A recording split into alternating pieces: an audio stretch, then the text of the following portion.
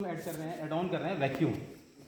ठीक है, कोई बता सकता है what is the importance of vacuum, क्यों करते होंगे? कोई idea, any idea, anybody? Any come on. हाँ, मतलब एनी आइडिया, रफ आइडिया, जैसा भी आपको मतलब समझ में आ रहा है। वो बोल रहे हाँ जी, प्रेशर। हाँ बताएं बताएं, कोई भी एक बोलेंगे तो थोड़ा आ जाओ, मैं इधर आ जाओ। हाँ जी, या good, Why you speak loudly? Oh, yes. Good. हाँ, एक एस्पेक्ट ये है जो ये बता रहे हैं। द सेकंड एस्पेक्ट, एक एस्पेक्ट और भी है वैक्यूम लगाने का। आप बॉइलिंग पॉइंट समझते हैं? ठीक है, what is boiling point? When the air vapour pressure equals to the atmospheric pressure. Okay, इसमें क्या करते हैं, जब आप वैक्यूम लगा रहे हैं तो आप एटमॉस्फेरिक प्रेशर को हटा रहे हैं। हट गया, वैक्यूम क्रिएट हो गया तो एटमॉस्फेरिक प्रेशर खत्म। तो उससे क्या होगा कि boiling point will be lower. And in drawing आपको पानी को वेपर बनाना है। वेपर कब बनेगा? जब वो बॉयल होना शुरू होगा। जब आप एटमॉस्फेरिक प्रेशर को रिड्यूस कर रहे हैं तो उसका बॉइलिंग पॉइंट अपने आप रिड्यूस हो रहा है। तो आपको कम टेम्परेचर पे इवेपोरेशन शुरू हो जाएगा, कंडेंसेशन मतलब मॉइस्चर रिलीज होना शुरू हो जाएगा। Okay, basic and important aspect of vacuum drawing, lowering of boiling point और evaporation of moisture from the wood। and the second, जैसा उन्होंने बताया, penetration, क्योंकि वैक्यूम लगा रहे हैं तो एक भी आ रहा है। ठीक है, इसमें हम क्या करते हैं, एक निश्चित टेम्परेचर 45-50 डिग्री के आसपास लाके वैक्यूम लगाकर इसको हीट अप करते हैं। इलेक्ट्रिक जो हमारे हीटर्स लगे हैं और एयर सर्कुलेशन के लिए फैन लगा है। ये डक्ट है, इससे एयर सर्कुलेट हो रही है क्लॉकवाइज। साइकिल है, depending upon the schedule of the wood. Schedule पढ़े हैं आप लोगों ने, अलग अलग वुड के लिए अलग अलग शेड्यूल होता है सीजनिंग का। तो डिपेंडिंग अपॉन शेड्यूल इसमें एयर सर्कुलेशन को क्लॉकवाइज एंड एंटी क्लॉकवाइज आपको देना होता है। 1 आवर 2 आवर ड्यूरेशन शेड्यूल के हिसाब से। तो ये डक्ट से आपकी एयर सर्कुलेट हो रही है, एक बार क्लॉकवाइज फिर एंटी क्लॉकवाइज। ठीक है, फिर आप इसको वैक्यूम प्रेशर, वैक्यूम एक पंप लगाया हमारा, वैक्यूम क्रिएट किया जाता है। उससे क्या है कि एक तो आपको जैसे मैं बताया lowering of boiling point, evaporation जल्दी हो जाता है और सक्शन ऑफ मॉइस्चर।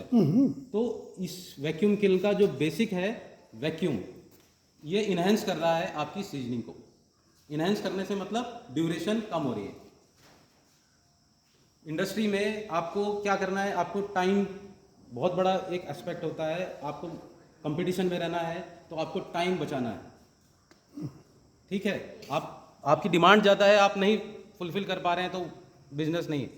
तो इंडस्ट्री में बहुत टाइम डिपेंडेंट होना भी जरूरी है। तो इससे आपका ड्यूरेशन ऑफ माइक्रोवेव वाला नया एक्सपेरिमेंट चल रहा है इसमें भी। ठीक है, कोई डाउट? ठीक है, now last and the important and latest RF based, radio frequency based seasoning, microwave seasoning. ठीक है, ये अभी सर वो रेडियो फ्रीक्वेंसी क्या बोला आपने? RF माइक्रोवेव क्या है? It is RF, radio frequency. जो आपकी मोबाइल है, दीज आर ऑल्सो RF। ठीक है, बैंडविड्थ होता है, अलग अलग बैंड पे चलती हैं। माइक्रोवेव भी RF है, रेडियो फ्रीक्वेंसी। आपके घरों में ओवन्स हैं, माइक्रोवेव्स हैं, आप घर में इस्तेमाल कर रहे हैं, फैमिलियर हैं सब आज। तो माइक्रोवेव कैसे काम करता है, कोई बताएगा? कैसे हीटिंग होता है, कैसे आप खाना गर्म करते हैं, कैसे होता है, क्या टेक्नोलॉजी है? हाँ जी, हाँ जी, बोलिए। कैसे, हाउ? हीट तो मालूम है, वो गर्म कर रहा है, पर कैसे? वेव क्या कर रही है?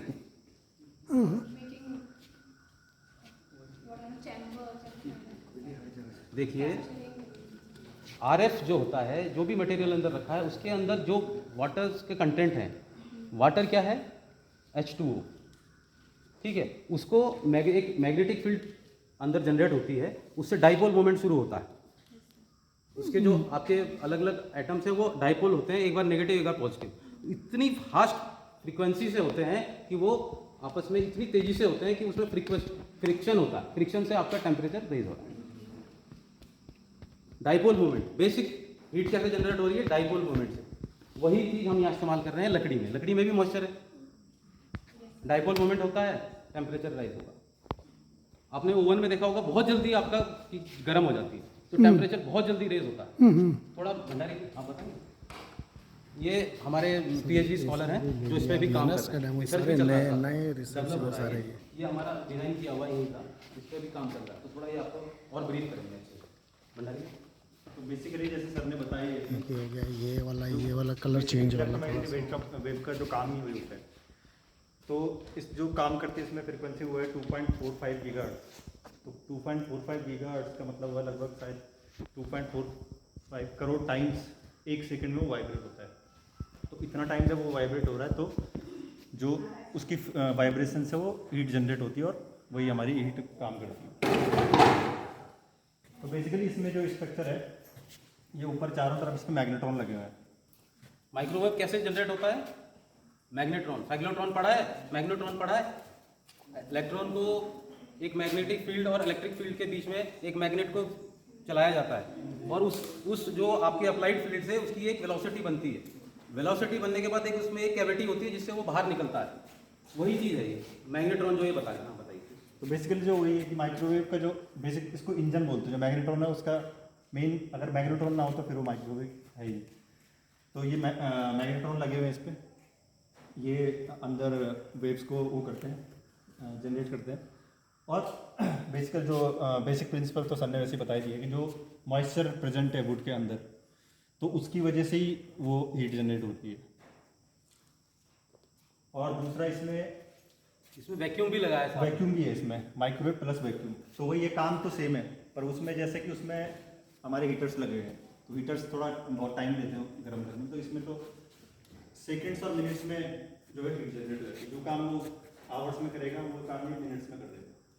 तो वही कि बहुत एडवांस सिस्टम है, अभी मतलब रिसर्च पर्पस के लिए कमर्शियलाइजेशन बनी है। अभी हम लोग इस पे फिलहाल ये किया है इन्होंने लेटेस्ट बांस। बैम्बू का सीजनिंग बहुत मुश्किल होता है, सर ज़्यादा जानते होंगे। लकड़ी सीजनिंग आसान है क्योंकि ये हॉलो है, इसका स्ट्रक्चर, इसमें मॉइस्चर का डिस्ट्रीब्यूशन बहुत अलग अलग होता है। बॉटम में बहुत ज़्यादा होगा, बीच में कम होगा, टॉप पे कम होगा, तो इतना वुड में नहीं होगा इसके बने। तो इसको सीजनिंग करना एक चैलेंज है विदाउट डिफेक्ट्स। वुड को आप कर सकते हैं, कंट्रोलिंग आसान है, लेकिन इसको नहीं। लेकिन ये हमारे इस पे इन्होंने अभी रिसर्च पर्पस पे चल रहा है और बहुत अच्छी सीजनिंग करके निकाला है। कितने आवर्स में? लगभग 15-16 आवर्स। 15-16 आवर्स जस्ट, विदाउट बिल्कुल ग्रीन बैम्बू लाए, कोई 15 आवर्स में आपने सीजनिंग कर दिया। इसमें बाद में इसको ओपन में डाल के देखा है? हाँ, ये ओपन में पड़ा है। नहीं, ओपन में तो पड़ा है। इसमें कोई कितना टाइम से पड़ा है? मेन चीज़ है क्रैक्स। वाह, नो वापी, क्रैक फ्री है sir. Main advantage is crack free. आप क्रैक्स बहुत जल्दी आता है। वैक्यूम में अगर हम वैक्यूम बेस्ड में इसे कर रहे हैं तो क्रैक्स हैं इसमें, क्रैक्स मतलब इतना सक्सेस नहीं है, इतना सक्सेसफुल नहीं है। माइक्रोवेव में ये इसीलिए रखा हाँ है। एकदम देखें बिल्कुल आप, परफेक्ट है। वही सर ज़्यादा बैम्बू पे ज़्यादा काम किया है सर बहुत ने, ही सर ज़्यादा देखें बता पाएंगे। ये बैम्बू सिस्टम का ही है तो? हाँ यही का है सर, हाँ। यही का है, हाँ, और लॉन्ग इंटरनोड का है। बिल्कुल। That's very good. देखिए सर, ये हमारी इक्विपमेंट है, ये काम कर रहा है। इसको उठाओ, ये वाला हाँ। स्ट्रक्चर बिल्कुल सेम है, कोई डिफॉर्मेशन नहीं है। कोई कुछ भी नहीं। देखिए इसमें बहुत जल्दी क्रैक्स आते हैं मैडम, ये पानी बहुत ज़्यादा होता है, जितना ज़्यादा फास्ट ड्राइंग होगा तो उतने क्रैक्स आएंगे। एकदम से वो बिल्कुल नहीं है इसमें। ये अचीवमेंट है हमारा माइक्रोवेव। अच्छा, ये अभी कमर्शियलाइज नहीं हुआ, अभी नहीं मैडम, सर इसको अभी रिसर्च चल रहा है। ये फिर पेटेंट हो जाएगा फिर मैडम कमर्शियलाइज।